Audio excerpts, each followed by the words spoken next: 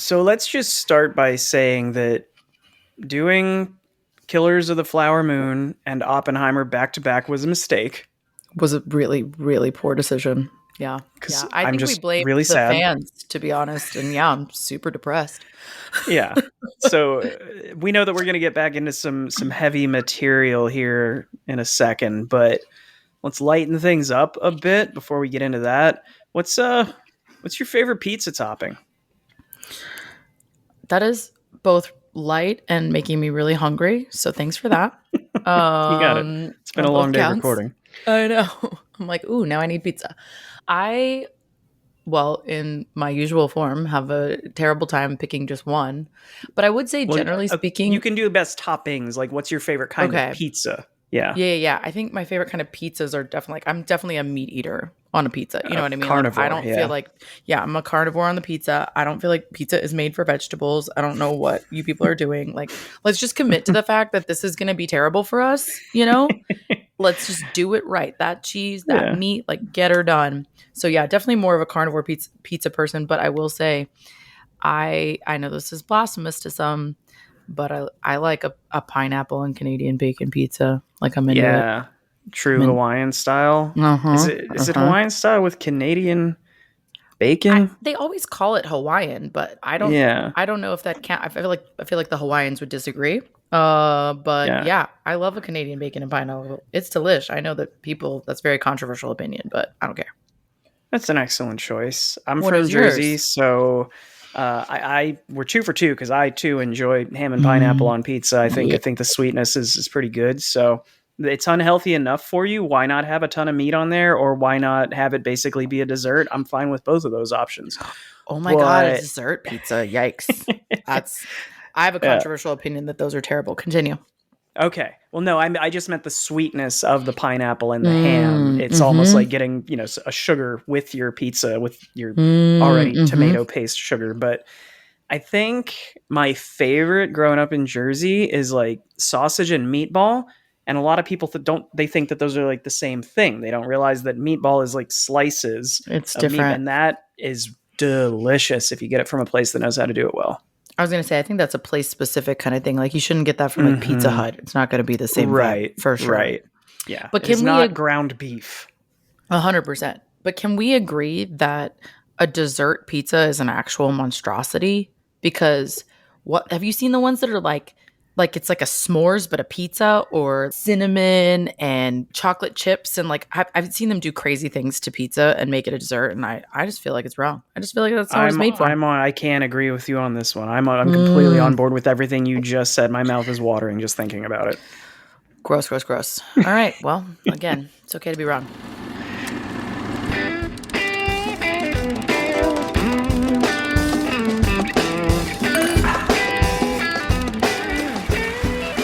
Welcome back to We Drink and We Watch Things. I'm Mackenzie, I'm Lamar.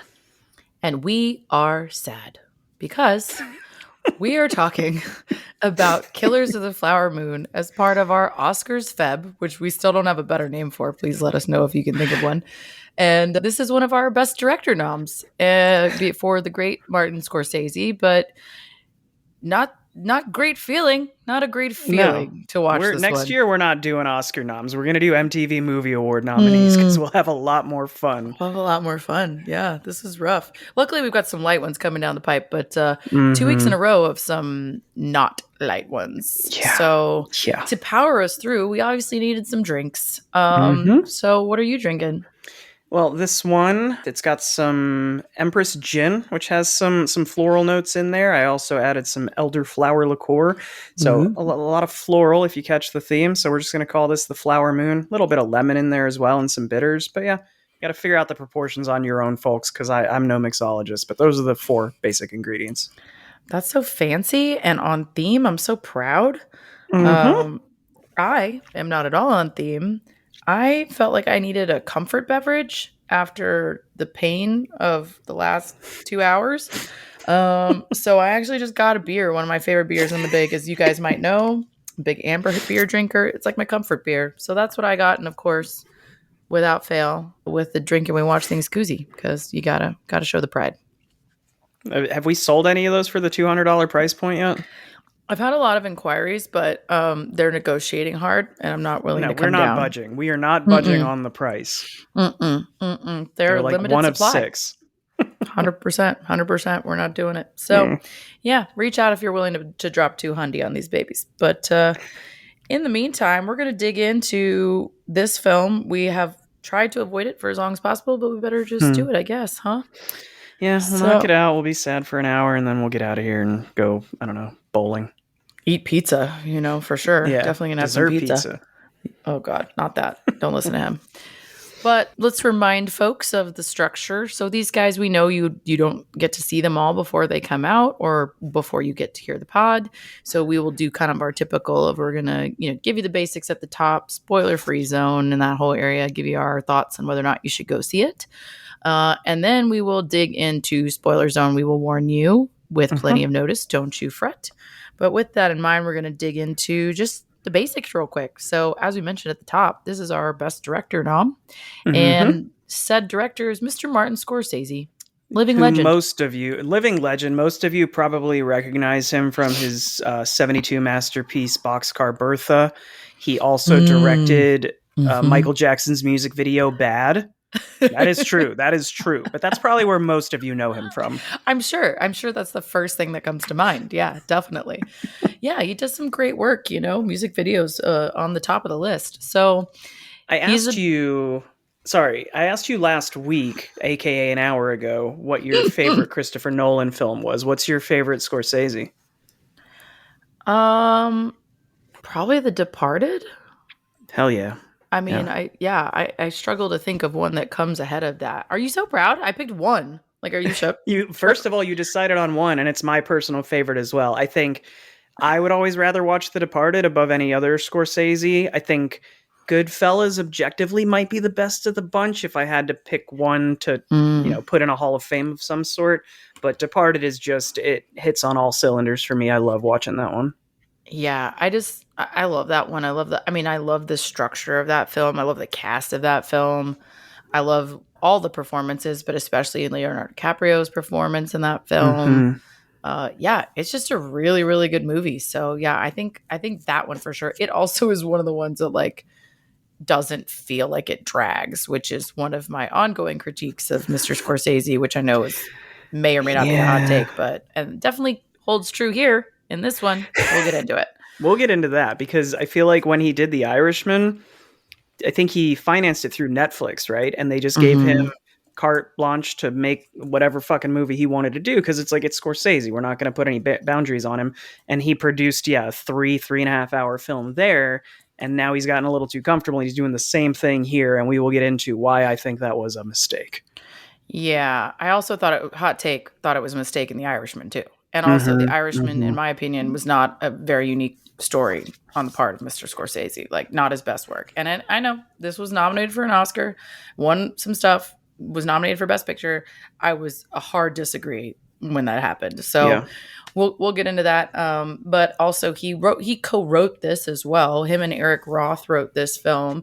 I will say this is one of the ones that I think he had heavy investment in on a personal level and an involvement level. Like he was really passionate about telling the story. I watched a few interviews with him about this film, and this holds a really important place in his heart, I think is very clear. And so I think he had a lot of investment again from top to bottom in the making of this film. So he co-wrote it with Eric Roth.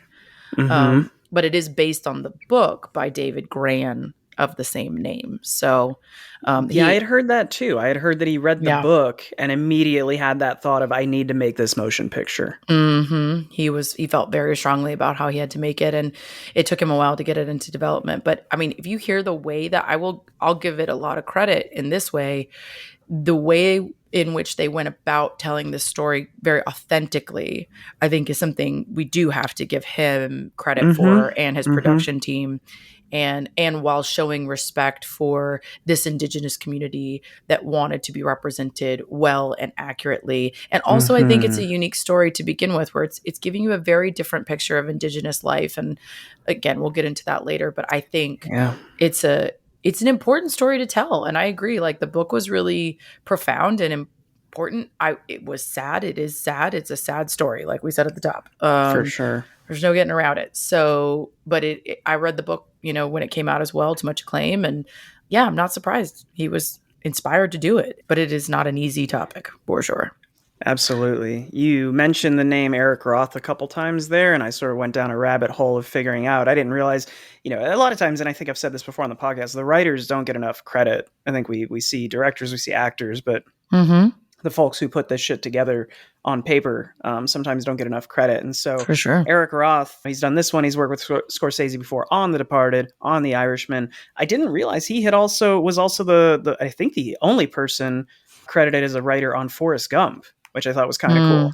So that one, the early 90s classic. Also did part of the writing on the screenplay for A Star is Born, the Bradley Cooper version. Which is unrelated, but also an incredible film. I know it's like literally a 4-time remake, but like it's next level. Anyway, moving on. Yeah. But yeah, incredible writer. And I agree with you. They don't get enough credit in general, but they should, because none of these stories exist without them. The other bits that we want to cover really quick are, of course, the major players. So we have Mr. Leonardo DiCaprio, who plays Ernest Burkhart. And most of you, Bert. We got to laugh while we can, folks. I know, guys, we're going to make fun of names. We're going to find little bits of joy because there is none. There is none. Yeah. And most of you will probably know Leonardo DiCaprio from his roles in Critters 3, Total Eclipse, some real classics there. Yeah, I think those are some like really high quality films that you called out there. Definitely, surprisingly, not nominated for Oscars in some cases. Quite weird. I mean, we've talked about this before. Leonardo DiCaprio was snubbed about his Critters. Was Critters 3 not nominated for anything? It wasn't. Again, like we have bitched at the Academy about this before. I thought it was like a best adapted screenplay, but maybe I'm misremembering that. They just adapted the screenplay from the second one and the first one. That's a little loophole in the Academy there. Oh God, don't start that shit with the adapted screenplay nonsense. It's such a they got weird rules about these things. Yeah, but I mean, joking aside, it is interesting to see Leo in this one. We talked last week about Robert Downey Jr. sort of taking a turn and doing something different from what he's been doing the last 20 years. I think Leo does have a little more diversity in the roles that he takes, but this one felt different to me. And one running theme that you guys will probably pick up from me, at least today, is the performances in this film are brilliant. There are some really good performances. I'm just not a huge fan of how it's structured necessarily and executed. But Leo, I'm like, is this guy ever not charming? Because he's playing sort of I know. At the beginning anyway, sort of a lovable idiot. Like he's not bright. He's not, I mean, it's weird to say, but he's not played as super attractive. I guess for maybe like 1910, he's a good looking dude or average looking dude, but his teeth are sort of messed up. They make him look the least attractive he's ever looked. For sure. But his performance in this, he does eventually sort of become more charming, and not to give anything away with how it plays out, but it's interesting to see him doing something a little different. Yeah, I totally agree. I think he plays a really different role here. He does a really good job. He looks different, even to your point. But I think it's partially that he is playing an idiot that stood out the most to me, because like he really is. He's kind of a moron, truly. And I was struggling to think of another time where he played something like that. Like he didn't play somebody who was inherently either intelligent or accomplished or whatever. And short of literally when he was a kid playing, in What's Eating Gilbert Grape, right? He has never played that kind of person, really. So I thought that was really the most interesting. But then we also see a really interesting performance from Robert De Niro, about which I have some feelings, but he definitely plays a different type of guy to much success, ? But he definitely plays a different type of character for himself. William Hale is Ernest Burkhart's uncle. And that's how they kind of relate in the film. Now, this is the same Robert De Niro that was in Dirty Grandpa and analyzed that, correct? Correct. Yeah. Same guy. Okay. And, he, again, those are some really high quality films, and he's playing a really different guy here. Different guy. It's also cool to me that we spoke last week about directors having favorite folks to cast, favorite actors or actresses. It's interesting to me that this is the first Scorsese film that these two have teamed up. because De Niro was his golden boy in the 80s and 90s, and he sort of transitioned into using DiCaprio in almost every movie in the early 2000s, I guess. And it's interesting to actually have them on the same film. This is the first film they've done together since, I think, 1996. They had been Mm-hmm. in two films in the early 90s, and it had been a 30-year gap basically until they did this one together. Yeah, I think it's interesting. Like the little trifecta there has not worked together in this way, and Yeah. it creates an interesting dynamic. There's a lot of stories from the set about that too, where Leonardo DiCaprio is not a young man anymore, but relative to them, he was like the young kid on the set, and how that dynamic played out. Of Robert De Niro has a very specific process and doesn't want to Mm-hmm. ad lib and all these things that Leonardo DiCaprio likes to do. So there was definitely some growing pains of them working together, but it Yeah. doesn't. It helps the performances, if anything, I would say, and we'll talk about their Yeah. dynamic in a bit, but I think it helps. Yeah. So we also come to Lily Gladstone, whose performance cannot be overlooked. Incredible performance, Oscar nominated Mm-hmm. performance, Golden Globe winning performance. And she is playing Molly Burkhart, so she's married to Leonardo DiCaprio's character in this film. And Yeah. she's not super well known, and I think that that's fair to say because she's been in mostly indie films and smaller stuff. But what I think is fun here is that the film Certain Women is what got her the job. Actually, Martin Scorsese was interviewed about this, and he saw her in that, and he just immediately not simultaneously, like not at the same time, but that performance in that film is why he wanted her for this. He just was like, she's this person who can do this nonverbal performance like nobody else, and we'll talk about that as well. Is that this is not a really verbose role for her, but you absolutely understand the point she's trying to get across either way. Yeah. She apparently was close to retiring from acting Yeah. during the middle of COVID, and then got the call from Scorsese of I'd like you to come be in this film, and yeah, that's life changing.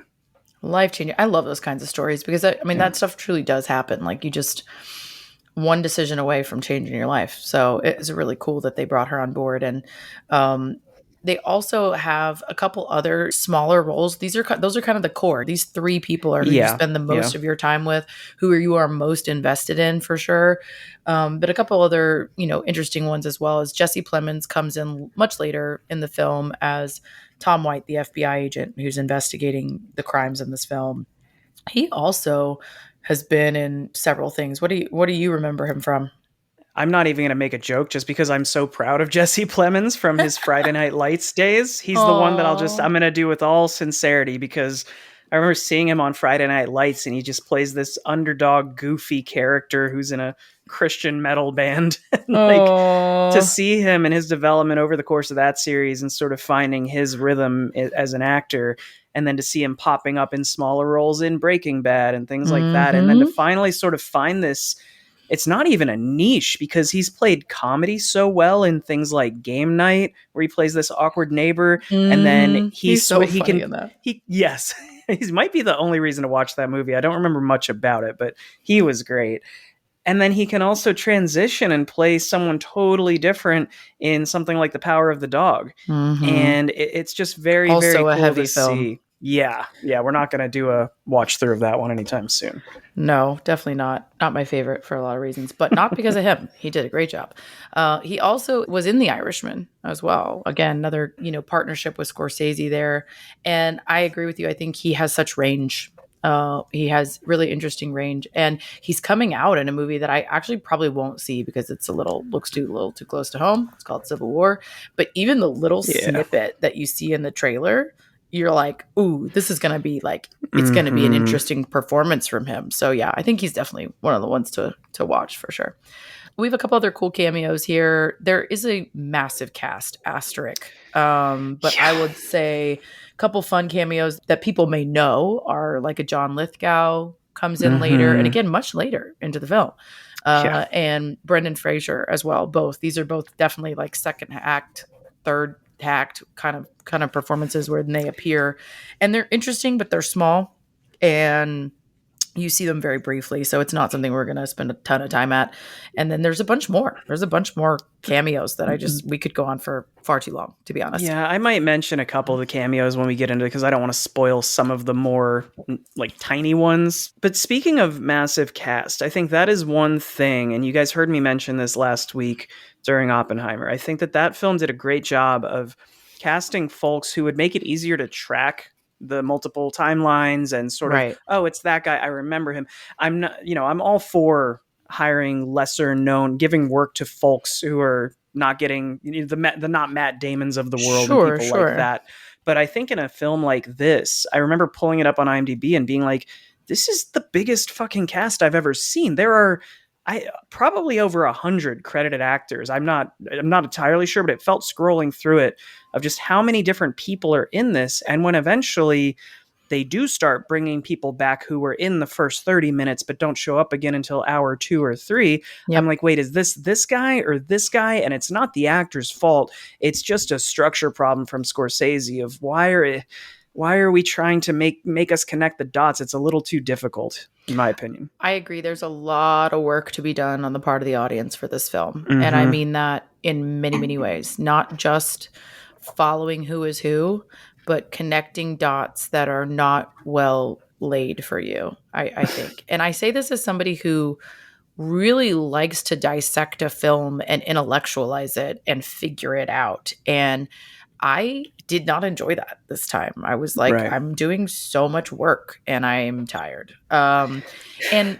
that's as somebody also who has read this book, by the way. This is based on a book, and that is something I want to call out as a quick at the top. One, it is based on the book, like I said, of the same name, but the general plot is about that oil is discovered in Oklahoma on Osage Nation land in like the 20s. And slowly these Osage people, indigenous Osage people, are being murdered.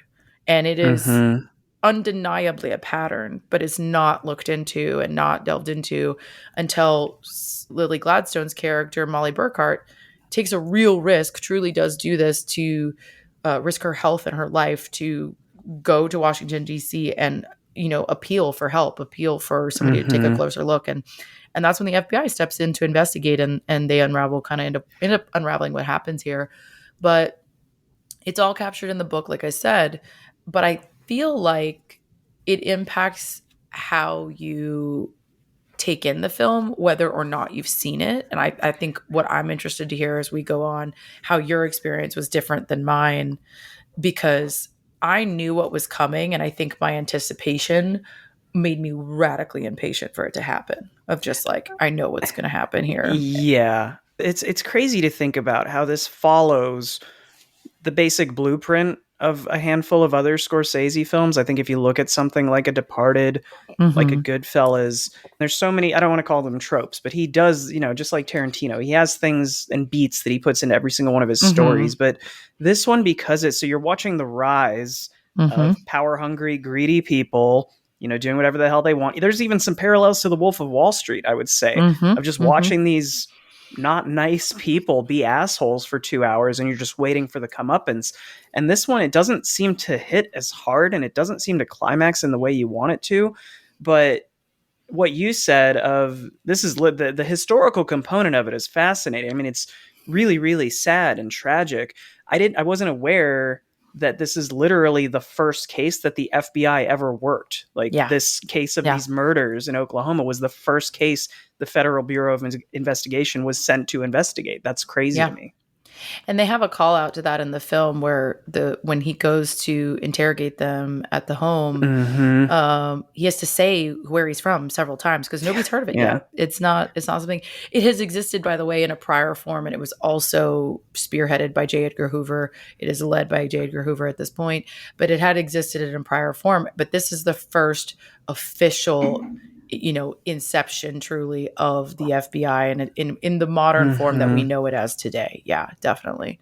So, but what I think to your point you said is, the climax doesn't hit the right way or hit the way you want it to, rather, is unfortunately rooted in the history of this, right? This is the way the story does go, and it's depressingly accurate in that way, and we'll get into it. And maybe that's the message you know, Mm-hmm. of Mm-hmm.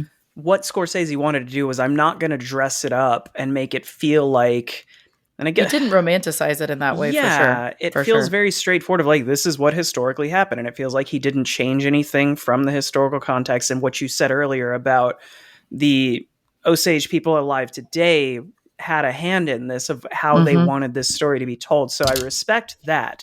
But I don't think they were saying, Mr. Scorsese, please make it 3.5 hours long. I think Yeah. that he Yeah. probably could have tightened that up a little bit.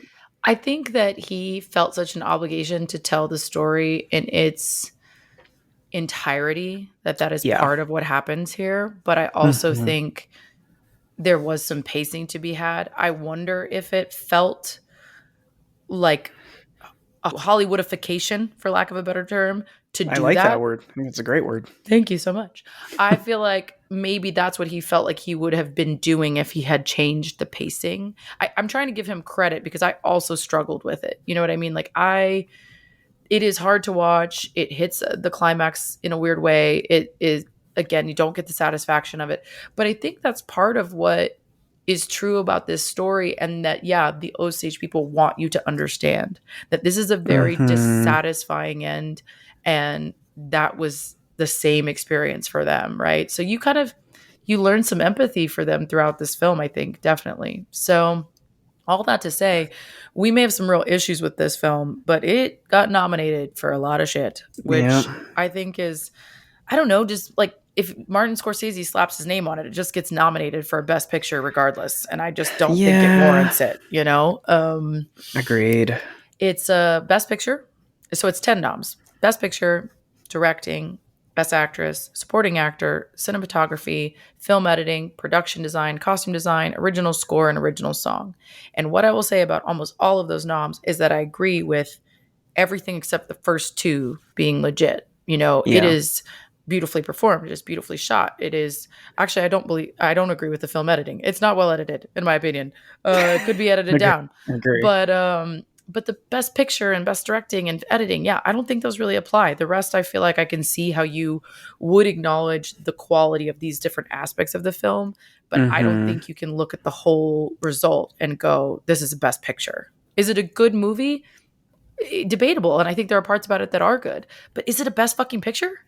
Like, I I don't think it know. would have made so much more sense as a TV series, honestly. I think Mm-hmm. that if you had stretched this out to a 6 episode miniseries or a 4 episode Would land miniseries, so much better. yeah, you could structure your story beats, at the end of each episode. It would make so much more sense than what Mm-hmm. he did here, which just feels like this like slow, not meandering, but just like when am I supposed to feel like there's a couple emotional moments, but for the most part you're just sitting there depressed watching shitty things happen, but it's not impacting you, I think, as heavily as it should be considering the Mm-hmm. subject matter.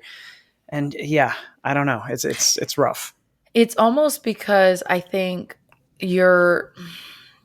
It took so long for this to be solved, you know, and so I think that's part of it. But I do think, again, you could pace it better without making up parts of the story. You know what I mean?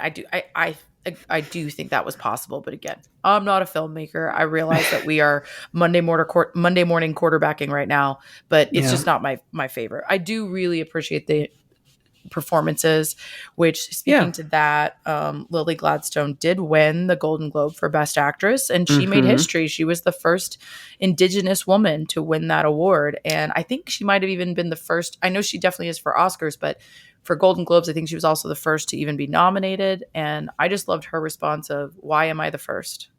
Like, Right. shouldn't be the first." And Mm-hmm. I think I'm so glad. What I will say about this film in general, I'm so glad that there is a Native American story front and center on the major piece of filmmaking. I think that is long overdue. We've seen other works about it. I'm not saying that. We've seen other Oscar nominated works about it, like Wind River. But a lot of these stories are rooted in trauma. And it's really, as a result, these are hard topics to make films about. So I get that. I Right. respect that. But I'm glad to see this person get this nomination that she really deserves. This performance is really incredible. Yeah. Totally agree. Are there any other Yeah, a couple. positives or negatives before we get into spoiler territory? Anything else you want to say? A couple just quick little nuggets for you guys. I think that the box office shows a lot of people agree with us that this was not Hmm. easy to watch. It was 157 million against a 200 million dollar budget, Oh, and wow. which is a pretty gnarly loss for someone like a Yeah. Scorsese. Um, and I think it's notable that the budget is so high. To your point, Netflix financed The Irishman for crazy money and just let him do whatever he want. And then they did it again and gave him a ton of money. And he did the same thing again. Like he makes this behemoth film and Yeah. spends a fuck ton of money to do it. But yeah, it doesn't translate to people watching it, I think, in the same way. But I also think another cool thing about this film is that it is filmed in Osage territory. It's filmed in Oklahoma. It kind of Hmm. keeps that heart of the film, and I think it lends authenticity to it as a result, for sure. So, but all that to say, yeah, what's your rating so we can tell people before we get into the spoiler territory? I don't, y'all, it's been a while since we've done a movie. I don't know that we've done a movie where I've said, don't watch this, Mm-hmm. especially not in the Oscar category. But honestly, if you're not a Scorsese fan, or if you're not interested in the historical context of this actual thing that happened, I don't know that I would recommend this. I mean, great performances. Some really, really, like Leo is great and Lily is great. Robert De Niro is pretty good. There's a couple things that I'm going to critique later on, but aside from the performances, I just can't. I feel like this does not pick up until the last hour. And by that point, you've been sitting there for 2.5 hours just wallowing in. I'm all for a bleak movie, but it shouldn't be bleak and also draining lengthwise and time wise. It shouldn't feel like a physical investment as well as an emotional investment Yeah, like this does. I So agree. it's not a horrible film. I'm not going to say it's a bad film, but I think the audience for this one is going to be very specific. So for me, again, personal rating, I'd give it like a six, six and a Yeah, half. It's fine, but I don't love it. I don't ever yeah, want to watch it again. right. Uh, I for context, I this may be clear, but I don't think I've ever mentioned it on the pod. I am a watch a movie in one shot kind of person. I like to Hmm. immerse myself in a film. I don't like to always be on my phone. I'm definitely guilty of it when I watch stuff at home, but I generally like to get myself immersed in a film, and it's a big part of why I love going Hmm. to a theater, doing that as well. For context around this film, I am pretty sure I paused this movie 27 times. I It was so hard to get through. It just was. And I don't have a problem with that. And I mean that even for long films. I don't generally have an issue with that. And I struggled with this. I really struggled. And Yeah. I think it Yeah. informs a lot of my rating as well, which I would say is like a 6.5. I think Yeah. the reason I even give it that much, like a 6.5 or a 7, even, would be because of the story they are choosing to tell. And I think it's an important story to tell. Yeah. I think it's an important history that people should be aware of, And I think we should have more Native American stories be in this form of art, and something that can reach so many people and educate so many people. So a lot of that is why I give it as higher rating, not as much because of the enjoyability of watching this film. And I agree. I will not be going back and watching this probably ever. So, Yeah. I but I feel do. like you should. It's almost like I want to say, if you want to educate yourself, Mhm. because this movie Mhm. is it's very valuable Mhm. to what it It's very portraying this accurate. situation. It's Yes, very it's accurate. accurate and it is educational in a way. So if you're trying to do that, I would tell you to go read the book. I haven't read the book, but I assume the book tells the story Mhm. more coherently and you still get that same history lesson of how fucked up America is. We already know it's pretty fucked up, but Super fucked yeah. up. Yeah. Yeah, I agree. I mean, I would say, again, to your point, I think there are specific audiences that will enjoy this. Do I think that a lot of our audience will enjoy this? I don't know. You got to be into those things. You got to be into the history of it Yeah. all. You got to be ready to sit through some pain for sure. So Our yeah, audience voted for Bring It On, so I don't think they're gonna love this one as much. They won't love it as much as Bring It On, I don't think. right. These are people who wanted to watch Clueless and Bring It On. I don't know if this is the move. Yeah. So maybe turn around, don't drown, or maybe stay and listen to spoilers because you have no intention of actually watching this. Yeah, if you So have, this is the one time where I'll be like, hey, if you don't think you're gonna watch this, but you're curious to hear us rag on it a little bit, yeah, stick around, see what we don't like. stick around. So let's dive in because honestly, I would like to not talk about this film as soon as possible. So I would say one thing I do like about this movie again is that it is around this conspiracy to murder members of the Osage tribe. And that is because they are wealthy and they Yep. have oil on their land. And the thing that I like about that is this image of a Native American community in power. Yes, the role reversal. The Yep. role reversal is so beautiful to see. It's Yeah. exciting to see it. They are like royalty in this town. They have literal furs, jewels, big homes. They are the highest ranks of society as far as wealth and power over their own land, their own rights. And it's funny that I shouldn't be laughing at this line, but I wrote down the line of, oh, the stereotypical wealthy, lazy Native American. Like, what? Since when is that a thing? But in this town, it was like, it was, and not to say that they were lazy, but like they had all the money and everyone Right. else was jealous of it. So it was That's very interesting to hear that. It's important to note that that line is spoken by a white man. Yes. Yeah.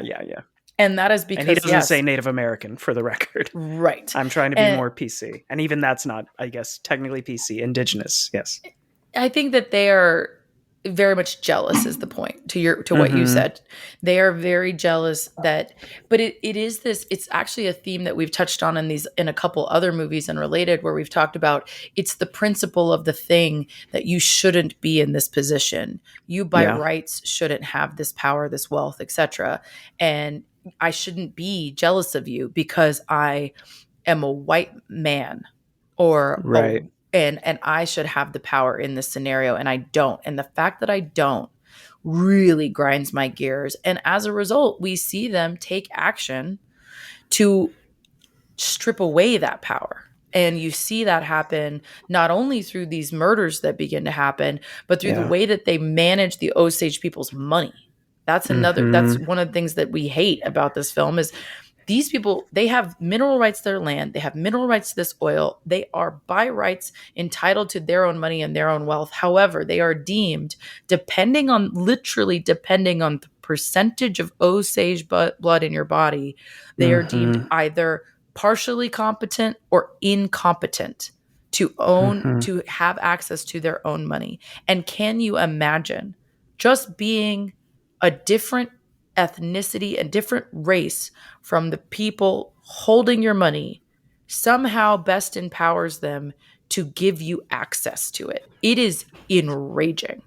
It is enraging to see. And you see it, I think, really profoundly in the scene with Lily Gladstone, who plays Molly, who has to go ask for money. And she has to announce her name and her level of competency. So she says, Molly Burkhart, incompetent, trying to get her own money. It's just, it's so enraging throughout.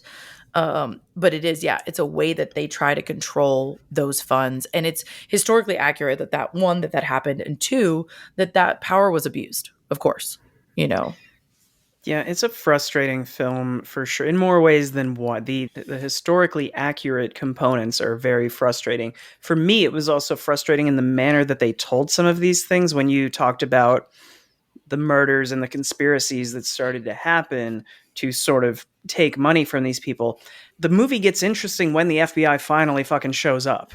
Right. That's when I started saying, okay, now I'm in, because for the first 2 hours, you're just watching things happen over and over and over again, which again might be the point of Scorsese trying to frustrate you as a viewer of here's another death and here's another thing that's not being investigated. And now this PI has been killed, even though he was trying to investigate it. But it's frustrating because you already know everything that's happening. Like the reveals of, oh, Leo's been evil this whole time. We already know that. Like, maybe we didn't know to what extent, but it just doesn't hit the way that Scorsese tells that story. To me, I think maybe the only compelling component is watching De Niro's character, the way that he presents himself and interacts with the Osage people, and you know that he's a conniving fucking bastard who's scheming behind their backs. That, I think, is doing a good job of establishing this villain, real life person, but just how big of a dickhead he is, of Right. seeing him trying to convey sympathy for their problems and for their losses when he's backstabbing them at every turn, and how much he tries to exploit every loophole, and he's got insurance schemes going on. I think that Mm-hmm. He's that was greedy. interesting, but the rest of the conflict and the reveals just did not hit home for me for that first 90 to 120 minutes. Yeah, I think it didn't hit for me and was slow because I knew the story and where it was going to go. But I also think you pointed out two things that I think are really interesting to consider and to discuss, which are, one, the level of complicity on the part of Ernest Burkhart, aka Yeah. Leonardo DiCaprio, and the way in which William Hale presents himself externally while having these incredibly greed-driven motivations and manipulating all the things that are happening around him. He's truly responsible for a lot of the things that happen here. And I would love to dig into both of those. First, I think the easy one is William Hale is a fucking manipulator. Yeah. He is manipulating everyone around him, and he's positioning himself very much with the perspective of keep your friends close and your enemies closer. He Yeah.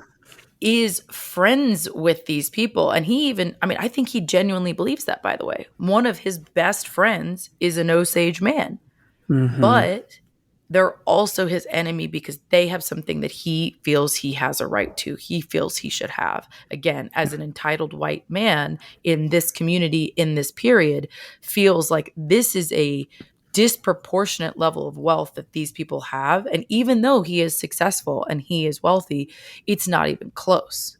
Yeah. And he cannot abide that. That is very hard for him to accept. And you see him, to your point, run all kinds of schemes to change that, to make the difference there. And it comes through in a really, what is the best way to say it? Just almost sniveling way of he is pretending to be their friend in a really, really trusted capacity. He is in these tent meetings. He is advising their families of how to spend their money and where to invest. And he's going to funerals and expressing sincere condolences and heartbreak Mm-hmm. and holding them as they cry. Like, he is the worst kind of traitor. And you hate him. You hate him throughout. So I guess to that end, De Niro's performance is really good. But it also wasn't even my fave of his work, to be honest. Yeah, there's a lot of disillusionment happening in this from basically all the main characters. I don't know how much that William Hale believes that he's in the, or maybe it is what you said of, as a white man, I deserve this, so I'm Yeah. justifying all of my actions. There's a lot of disillusionment, I think, from Ernest, where he it's so crazy. The last half hour or so, where they say, "Oh, they beat you," like the FBI, they beat you. That's why, and he convinces himself of like, "Yeah, Mm-hmm. they did. Oh, yeah, that's how I remember." I'm just like, Right. this guy's a fucking idiot. Like, that's sort of the point of the movie. But Mm-hmm. even when his wife finally calls him out on what were you putting in the drugs, and he was like, "No, it was just insulin." Like, I think Right. in his own head, he has disillusioned himself to thinking that he's innocent in his actions, because either he thinks they're justified like William does, or he is just so naive and stupid that he doesn't remember what the fuck he did. And either way, it's not that, I don't know. Again, the story there is something that I just can't wrap my head around what they're trying to say. Yeah, and I think his is a story that's very interesting to consider, right? And talk more about. Like, even though it's frustrating and all those things are true, I think the most complicated character while somehow being the simplest. He is definitely mentally the simplest character, but what makes him complicated is that he truly loved this woman. He was in love with her and Mm-hmm. loved their family, loved their kids, but he was a pawn in this game of trying to steal her wealth. And this is done by killing off her family, all of her Mm-hmm. his literal in-laws. And he is complicit in that, but also, to your point, almost disassociating. Like Yeah. he acts like those things are happening outside of his control. And I think that is because, one, he doesn't fully have control. To one of Martin Scorsese's quotes about this film is, it's not a who done it, it's a who didn't do it. Right? There's Hmm. 1,200 people involved in this scheme. So even if Ernest is not directly responsible for some of these things, they happen anyway. Right? So I think it's important to note that this truly was a conspiracy in the realest sense. There are a ton of people involved, and Mm-hmm. this was going to happen. There was going to be forward momentum either way. And I just wonder about Ernest of, is this machine all bigger than me and I can't stand up to my uncle and I have no power or what have you, because he is such an idiot, because he doesn't know how to go about doing those things. He doesn't know how to stop his uncle, who we should note is a deputy sheriff. So how does he go up against these people in positions of power to protect his family? Do I think it excuses him that he doesn't know how to do that? No, but I wonder if it's mentally part of his limitation, because it directly It, impacts this it, person that he does truly love. You it, can't overlook this love story that's at the center of this. it could be, but I don't think that the writing and the directing do a good enough job of conveying that, if that's the case they're trying to get across. I think that when he was, because he does love her, and not only is he killing her family off, but he's slowly poisoning her. And there was the scene, and again, I've never read the book, so to me, when he took some of the poison that he was giving to her and put it in his drinking glass, I said to myself, oh, he's going to realize, oh, this is what I'm doing to my wife. Like, I am causing her pain, I'm causing her this physical ailment. And then he's going to come to his senses and realize he shouldn't do this anymore. And that's not what happened. And maybe that did, again, maybe that's just historically accurate. But I the, don't think he thought he was killing her. I will say mm, that. I think that he thought, I think he tests the poison because he's not 100% certain what it does. He's okay. suspicious. Like, I think he's getting suspicious. He knows the reason that they said that they're giving it to him, which is to slow her down. She's in a tizzy. She's got all these heavy nerves. She's scared because of all these murders. This is supposed to slow her down, almost like, people give people sedatives to calm down, right? Like, this Yeah. is kind of how it's billed to him, I think, of, hey, this is going to help her, right? And help just slow her down. And they don't explain that to him. And I think he's too stupid to understand what that actually means. And he sees her not only slowing down, but getting sicker. And I think that's when he starts to question what is in the poison.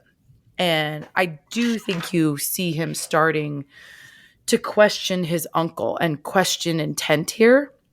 And then he gets it and he gets sick and he realizes, well, yeah, it's slowing her down. It's making her Mm-hmm. sick.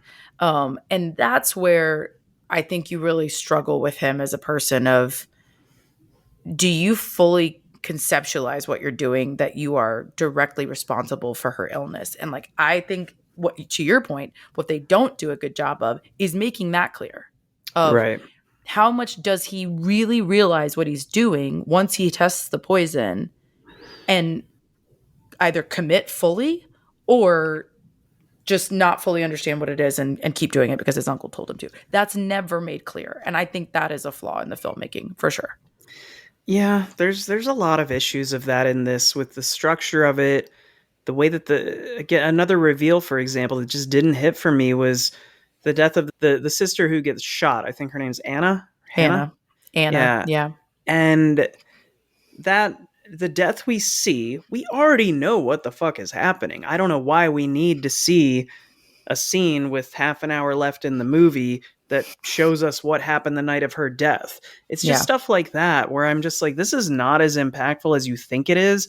It also ties into what I said of the massive cast, where Yes. when that guy showed up, the guy who was there the night she died, I thought he was somebody that had been shot 2 hours ago Yeah. because it's so confusing to track some of the stories in this film.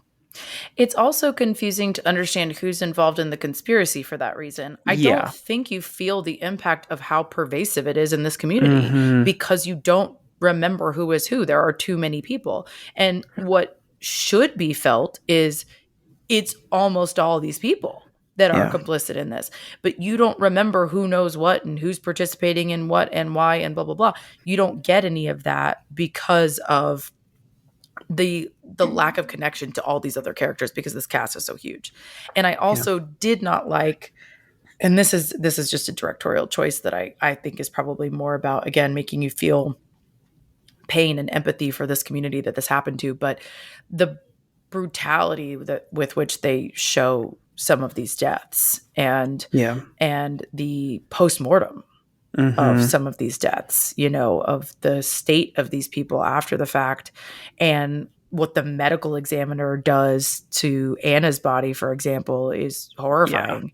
And you're there for it and you see it and you see a ton of people seeing it as well. And there's just really difficult scenes that, again, I think that's more about its directorial choice. It's not so much a flaw, but I think where they are placed is flawed.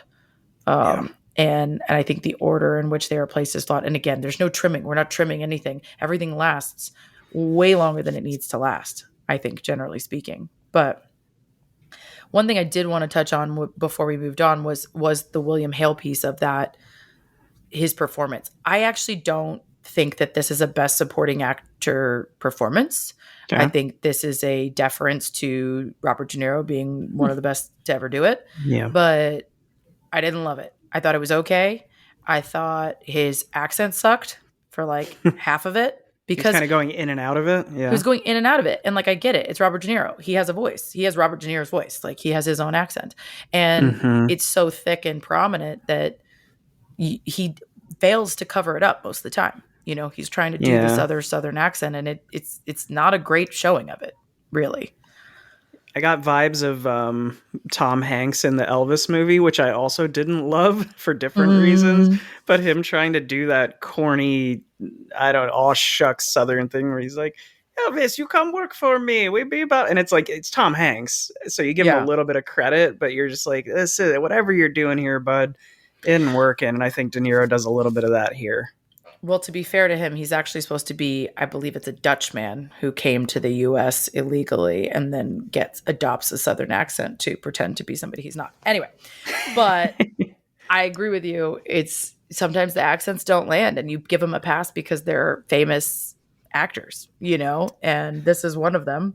But I wouldn't personally give him a pass. I don't think that it was particularly warranted a nomination. I think Leonardo DiCaprio's performance warranted a nomination. There were a couple of scenes where I wrote down, this is why Leo is great, because it felt, again, many parts of this, the storyline aside, the beats in this land just like a mobster movie of Scorsese's. There's the scene where the mob leader, Hale is trying to clean up all the loose ends, and you get a bunch of people dying in a row who he had previously hired. There's sort of the overhead shots of the dead. The bodies, there's the classic Scorsese shot of first person walking through a crowd and all the eyes looking at the camera in the crowd. But it just, something about it, watching Leo in this, where it's sort of a by the books thing, and that Leo and Martin love working together, that Robert and Martin love working together. So him sort of in this role, it felt a little paint by number to start. But there are a couple of scenes where he just fucking kills it. The main one that stood out to me was when the FBI shows up, it's great. When he's being interrogated, Mm-hmm. and they won't let him sit down, and he's swatting at the fly in the room, and he looks all out of sorts, and he's giving these impassioned speeches there and asking questions. And then when he has the one-on-one conversation with, I think the character's name is Blackie, one of the hitmen for hire, basically in on this scheme, those Mm-hmm. two back-to-back scenes and his performance in that, it reminds me of when you saw Django and Leo's only in it for like 20 minutes or whatever, but he has this Mm-hmm. movie stealing Yeah, speech. That's what those moments, I was, God, this guy's one of the best to ever do it. So I will give that to Leo for sure. for sure. His performance is really profound. And I think he plays very well the struggle that this man had to have had about hurting his wife's family and ultimately his wife that he does love. And I do think, even though he's not smart, as has been well established, Yeah. he, at least to some degree, struggles with, am I doing the right thing? And is this wrong of me to do this to my wife? And it's funny, he finally decides to turn on Hale. Ultimately, he's considered it, as we know, and he's gone back on it because he gets Yeah. manipulated again. But the thing that gets it for him is, I have to take care of my family. I have to be able to take care of the girls. And if testifying against my uncle is going to be the thing to do it, then that's what I'm going to do. And he ultimately does pull the trigger on doing that. And you see him finally make the quote unquote right choice in that way. And it's motivated by love. But when she confronts him with, what have you been putting in my medicine? Yeah. He doesn't own it. He won't admit it. And he could, if he truly thought it was defensible, he could tell her. He could Right. say, I thought I was giving you something to help slow you down and keep you calm. That's what Mm-hmm. Uncle Will said. He does not defend himself. He just lies. And Yeah. that's the moment where I'm like, okay, deep down somewhere, you knew this was indefensible, and you did it anyway. And how do you make that choice when that's somebody that you Mm-hmm. love? When everything you're saying and acting on now says you love her. And that, I Yeah. think, is very hard to reconcile. And that is a very accurate part of the story, that I think this is where we get into this is not storytelling anymore. This is human shades of gray that are very hard to interpret and understand. It is very Yeah. hard to understand this man. And some of that, again, I think that I default back to being critical of Scorsese in this. I feel like you have to do a better job of letting me know how I need to feel about this. I know it's a character, it's a real person, but it's a character. How am I supposed to feel about this person? Hale as well. I just think we spent so much of the movie knowing he was evil, but not leaning into it. When you Mm-hmm. watch The Departed, from the very beginning that Jack Nicholson's character in that is evil. He's very charming. You like him in a way, but he's a deplorable person. Yeah, I don't think It, you ever question whether or not he's truly a bad guy. And I think that they are making you question that for both of them yeah, throughout. And I don't think it should be. I think it's very clear that they are both evil people. yeah, And Ernest may have had the smallest saving grace in that he fell in love with this woman, but then he let all this happen to her and fully mhm, participated in it. And I think yeah, it almost makes it feel more innocent on his part than it actually is, of like, oh, this just all happened around him and he couldn't do anything about it. And I think that you see at the end when he it refuses to admit in his part, that for me is like, okay, no, you're making a conscious choice. You've been making a conscious choice, and you're just a bad hmm, guy. And I think this is the part that Scorsese doesn't control, is that he isn't truly punished the way that he should be. And right. neither of them are. But you could have made it clearer that they were bad. Yeah, I totally agree with that. I guess one of the last things that I want to touch on is, how did you feel about the decision to close out the film with sort of this vintage radio show summary? It's almost like an epilogue where you would see like a paragraph of, this person did this and then this happened to this person, but it's Mm-hmm. told through sort of a radio show recap with some interesting cameos.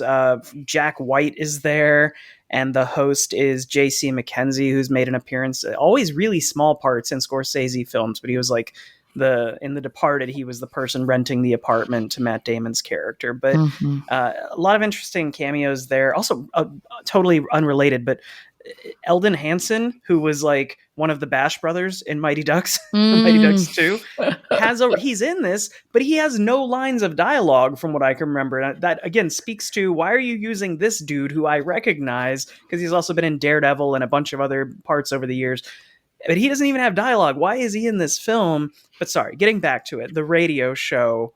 What are your thoughts on that to sort of close us out? I mean, it feels timely. It Yeah. feels like it fits with the era. It's the way that this story would be sensationalized at that time. I think it's one of the many indicators that we've had an obsession as a society with true crime for a very long time.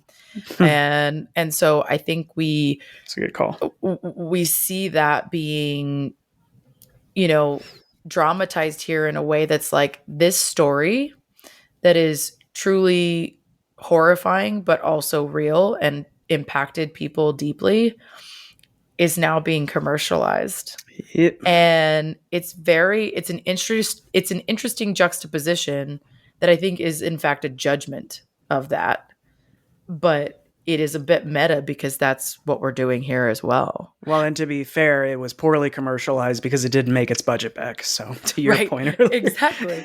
But that's also it, right? Is it's like, does this film warrant the attention that it's getting and being commercialized when this is the story that it's telling? And again, I think from an educational perspective and putting these stories that are important front and center, I think it is valuable. I just think it could have been done better, and not to make it more entertaining. I just want to make that clear. Like, I don't need yeah. to be entertained by this very difficult true story. I just Mm-hmm. want it to be, I want there to be more of a voice in this storytelling, a clearer direction, a clearer voice, and a clear indictment of these people who are truly horrible, because you don't get that in real life. And it's like, this was the opportunity to show that. But I think he Right. made a conscious directorial choice to show them as, again, these people with shades of gray. And Yeah. I just don't think they're deserving of even that level of grace to some degree. When you were saying that, my thought was, I don't want to be entertained when there's subject matter like this. I think, and again, this might not be the perfect word, but I think captivated in a very Mm, depressing sense. I just need to be sure. able to follow the story and pick up on the emotional beats of Mm, this, because again, I think as a TV series and a little differently structured, this could have had the intended impact. But this, with the radio show at the end, you had some great points there about what it says about our current culture and just our country's fascination with sensationalizing tragedies decades after the fact.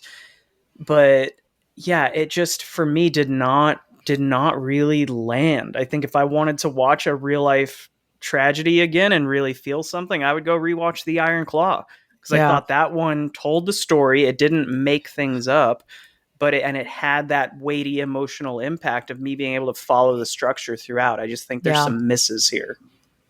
I agree. And I think if I wanted to learn more about this story, I would seek out like a documentary Yeah. that is more thorough or more well done, because they don't go into like, there were hundreds of people that died as a part of these murders that they Jeez. assume are related to this. There's not evidence, but they assume that it is. And like, that's what I want to almost hear more about too. And I also, I think the thing that you don't, and I've done a lot of Googling about this after the fact as well, is like, I don't I don't understand this person's motivation. I don't understand why they did this. You know, Yeah. I like, yes, money, but like, why would Ernest do this? You know, he's not the main beneficiary, really. Will's gonna own everything and take over everything and manipulate everything. And so it just feels very unsatisfying. And I don't think that it's the best way to tell this story. I would, again, there have been documentaries about very heavy topics in which I am enraptured Yeah. because they are so interesting and so well done. So,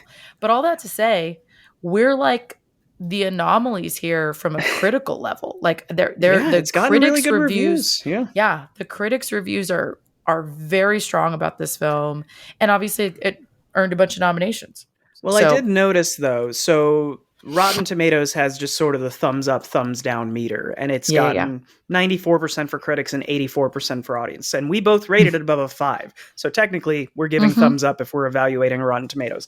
When you go to IMDb or Metacritic and you look at sort of the overall scale, it's rated at like a 7, 7.5. So Mm-hmm. still Mm-hmm. pretty good, but more in line with how we've been describing it. And again, we're not saying it's a terrible movie. It is just a chore.